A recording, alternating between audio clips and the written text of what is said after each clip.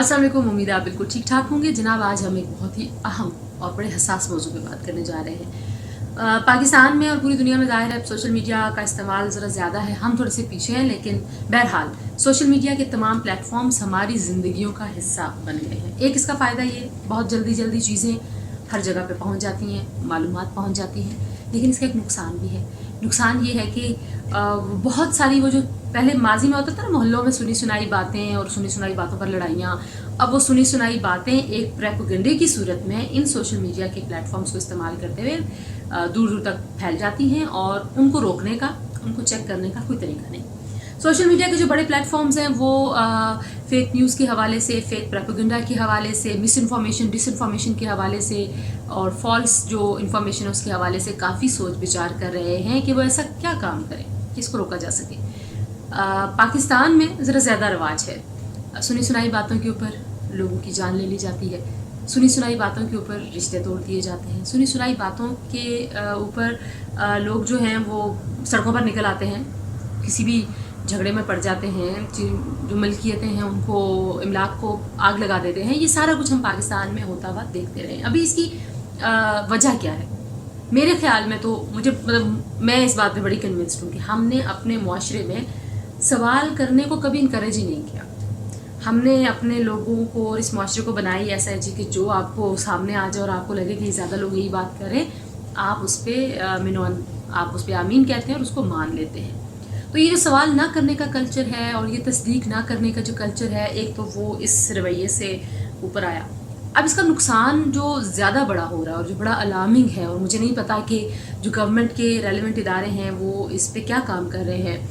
ये जो कल्चर है तस्दीक किए बगैर चीज़ों को आगे फैलाना और तस्दीक किए बगैर इन चीज़ों को मान जाना, इस कल्चर से फ़ायदा उठाना चाह रहे हैं कुछ लोग। उनके जो भी मफादात हैं वो क्या हासिल करना चाहते हैं, किसी इदारे को नुकसान पहुंचाना चाहते हैं, पाकिस्तान को नुकसान पहुंचाना चाहते हैं, ये तो अल्लाह की ज़ात जानती है।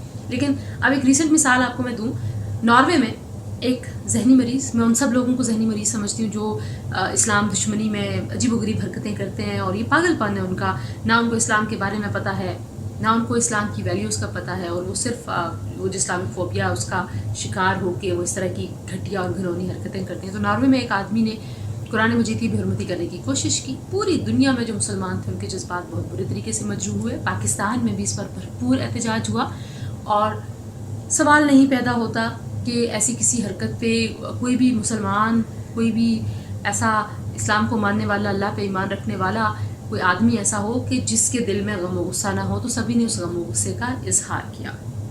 अब नॉर्वे में लाखों मुसलमान रहते हैं। नॉर्वे की हुकूमत ने इस शख्स की और इस हरकत की मजम्मत की सरकारी तौर पे। नॉर्वे पूरी दुनिया में बहुत सारी जगहों पे बिज़नेस करता है, तो पाकिस्तान में भी करता है।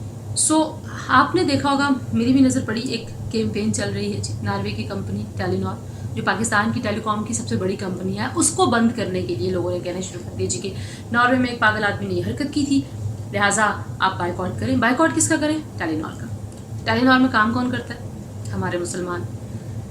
मैं ये कह सकती हूँ यकीन से कि लाखों अफराद का रोज़गार वो टेलीनॉर से जुड़ा। अच्छा, रोज़गार को भी छोड़िए, एक दलील ये भी है ना कि रोज़गार तो इतना अहम नहीं है, यकीनन नहीं है, लेकिन आप ये देखिए कि जैसे ही ये हरकत हुई, नॉर्वे की हुकूमत ने सरकारी तौर पर इसकी मजम्मत की। टेलीनॉर ने अपने ऑफिशियल स्टेटमेंट में इसकी भरपूर मजम्मत की, लेकिन एक बड़ी ही ऑर्गेनाइज्ड किस्म की, बड़ी ऑर्केस्ट्रेटेड किस्म की एक कैंपेन जो है वो मुसलसल चली जा रही है। एक पीटीए की तरफ से जाली नोटिस आया सामने और उस नोटिस में ये कहा गया जी कि ये जो हरकत हुई है उसके बाद हमने फैसला किया है कि पाकिस्तान से टेलीनॉर के ऑपरेशंस बंद कर दिए जाएं।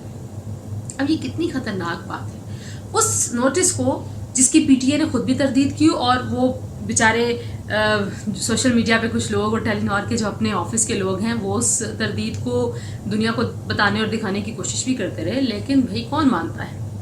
क्योंकि वो जो नफ़रत वाली चीज़ है वो तो ज़्यादा आसान है, वो तो ज़्यादा हमारे दिलों को लगती है, उस पर तो बड़ी जल्दी सब कुछ यकीन आ जाता है कैसे ही होगा। लिहाजा वो नोटिस बहुत सारे जो दुकानदार हैं, बहुत सारे जो रिटेलर्स हैं, उन्होंने अपनी अपनी दुकानों पे लगाने शुरू कर दिए। और मैं एक अपने कुलीग से कल सुन रही थी कि वो कह रहे थे जी मैं किसी बैंक में गया तो वहाँ मुझे कोई कह रहा था कि सुना टेलीनॉर बंद हो रहा है। अब कुछ मैसेजेस भी लोगों को आ रहे हैं कुछ नंबर से कि भाई टेलीनॉर बंद हो रहा है। अब आप देखिए, एक मिस इन्फॉर्मेशन का जो कल्चर है, ये सुनी सुनाई बातों पर यकीन करने का जो कल्चर है और तस्दीक के बगैर किसी भी बात को सच मानने का जो कल्चर है, उसकी वजह से लाखों मुसलमानों और एक इतनी बड़ी कंपनी जिसका पाकिस्तान की मैशत को बड़ा फ़ायदा हो रहा है, उसको बंद करने के लिए लोग जो हैं वो चल पड़े हैं। और अब इन लोगों को कौन रोकेगा? मैं तो पाकिस्तान टेलीकॉम अथॉरिटी से भी ये कहूँगी एज ए जर्नलिस्ट, और गवर्नमेंट के इदारों से भी कहूँगी कि बराए मेहरबानी आप इस कल्चर को डिस्करेज करने के लिए भी कोई स्टेप्स लें, इस माशरे में कोई अवेयरनेस कैंपेन्स करें। एनजीओज़ बेचारी करती रहती हैं और गालियाँ भी खाती हैं एनजीओज़ को। लोग कहते हैं ये तो बाहर के एजेंट हैं जो इस तरह की बातें करते हैं, लेकिन आप ये देखिए कि अगर हम इस तरह की बातें नहीं करेंगे, सहाफ़ी इस तरह की बातें नहीं करेंगे, एनजीओ के लोग इस तरह की बातें नहीं करेंगे, तो फिर इस कल्चर को एक्सप्लॉइट करने वाले आज किसी एक कंपनी के पीछे पड़े हैं, कल किसी और के पीछे पड़ेंगे और एक दिन इस रियासत के पीछे पड़ जाएंगे। तो इसको कहीं ना कहीं तो फुल स्टॉप लगना है और ये फुल स्टॉप आप ही लगा सकते हैं।